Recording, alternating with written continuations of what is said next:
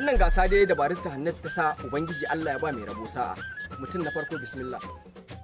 Ina jin kamalan. A inda aka kashe kasa ana aka kasa gwaza kasashe garin kallon matacce kasa ya kasa kwashe kashin gwaza. Inda aka kashe kasa aka samu kashin dankali uku aka kashe kasa kasan ma sai aka soya ta koga? A'a, kyale shi. Malam Allah ya ba mai rabo sa'a. Aikin banza. Mutum na gaba. Assalamu alaikum.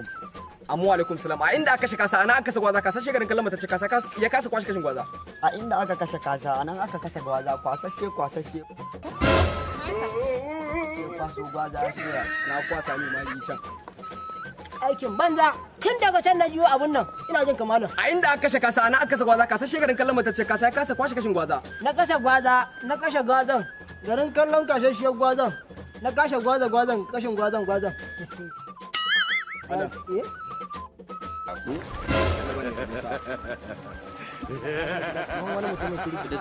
Mutum na gaba. A inda aka kashe kasa ana aka kasa gwaza kasashe garin kallon matacce kasa ya kasa kwashe kashin gwaza. A inda aka kashe gwaza aka samu gwaza aka tafi da gwazan aka tafi da shi.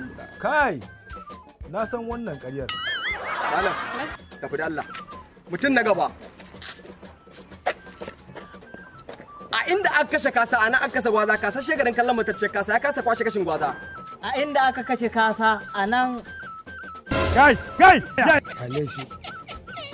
Ai kallon sa nake. Aka kwashi batacciyar agwa wai dafaffiya ce. Malam, Allah ba mai rabo sa'a. Mutum na gaba. A inda aka kashe kasa ana aka kasa gwaza kasashe garin kallon matacce kasa ya kasa kwashe kashin gwaza. A inda aka kashe kasa nan sai aka kashe kasa sai kaza ya tashi.